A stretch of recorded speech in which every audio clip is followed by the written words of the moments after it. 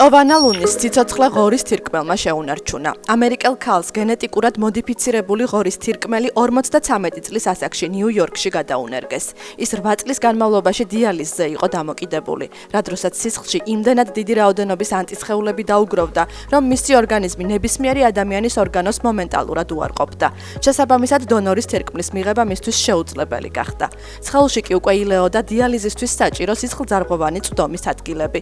ღორის თირკმელი მისთვის ციცოცხლის შენარჩუნების უკანასკნელი შანსი იყო.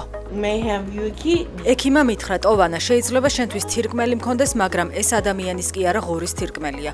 ვევუთხარი კარგი, მან ამიხსნა, რომ ამას ბევრი რისკი ახლდა, რადგან ეს იყო ახალი კვლევა, ჯერ კიდევ შეუსწავლელი სფერო.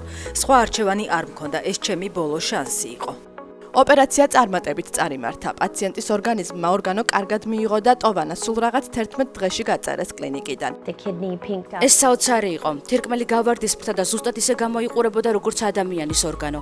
შარდესულ რამდენიმე წუთში გამოიმუშავა და იმ საღამოს, როცა პაციენტი ვნახეთ, ყველამ შევამჩნიეთ სასწაულებრივი ცვლილება, რაც პაციენტებს თირკმლის ტრანსპლანტაციის შემდეგ აღენიშნებათ. მათ ლოყებზე სიწითლე უბრუნდებათ.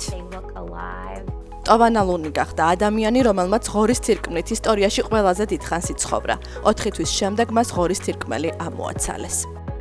მილიონ ევროთ შეფასებული პიკასოს იშვიათი ნახატი პარიზელმა ინჟინერმა 100 ევროთ ნაყიდი ბილეთით მოიგო. 58 წლის არიოდარა პარიზში გამართულ ცერემონიაზე შეარჩიეს.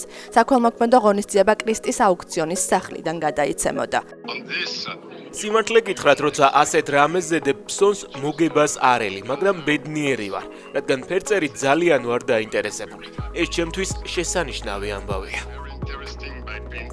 გათამაშების მთავარი პრიზი პიკასოს მუზისა და საყვარლის ხელოვან დორა მაარის პორტრეტი იყო, სახელწოდებით ქალის თავი. ნამუშევარი შესრულებულია 1941 წელს მელნისფერი, ნაცრისფერი და ლურჯი გუაშით. გათამაშების ფარგლებში 100 ევროთ 120,000 ბილეთი გაიყიდა. შეგროვებული 12 მილიონი ევროდან 1 მილიონი ნამუშევრის წინა მფლობელთან გადაირიცხება. დანარჩენი 11 მილიონი კი ალცჰაიმერის კვლევის ფონდს გადაეცემა. სამხრეთ აფრიკაში ნაპოვნი 250 მილიონი წლის წინანდელი ნამარხი პირველი უტყუარი მტკიცებულებაა იმისა, რომ ძუძუმწოვრების წინაპრები მრავლდებოდნენ კვერცხით და არა ცოცხლად შობადობით. ძუძუმწოვრების უძველესი წინაპრის ლისტროზავრის ემბრიონის სკანირება მაჩვენა, რომ მისი ყბები ბოლომდე არ იყო შეზრდილი. დღეს ეს მახასიათებლები მხოლოდ ფრინველებისა და კუების კვერცხში მყოფ ემბრიონებს აქვთ. 252 მილიონი წლის წინანდელ მასობრივ გადაშენებას, როცა პლანეტაზე გვალვა იყო, ეს სახეობა მხოლოდ იმიტომ გადაურჩა, რომ კვერცხებს ტალახიან სოროებში დებდა. ეს აღმოჩენა ამყარებს თეორიას, რომ ძუძუმწოვრებში რძის გამოყოფა დაიწყო არა ნაშიერის გამოსაკვებად, არამედ ტყავისებრი კვერცხების დასატენიანებლად. ზოოპარკში მცხოვრები მსოფლიოს ყველაზე ხანდაზმული გორილა ფატუ 69 წლის გახდა. დაბადების დღის მენიუში იყო ალუბალი, პომიდორი, ჭარხალი, პრასი და სალათის ფოთლები. ფატუ დასავლური დაბლობის გორილაა. ის ბერლინში 1959 წელს ჩაიყვანეს, როცა დაახლოებით 2 წლის იყო. გინესის მსოფლიო რეკორდების წიგნის თანახმად, ფატუ სავარაუდოდ დასავლეთ აფრიკის ველურ ბუნებაში დაიბადა. ლეგენდის თანახმად ის აფრიკიდან ფრანგმა მეზღვაურმა წამოიყვანა და მარსელში ბარის ვალის დასაფარად გამოიყენა.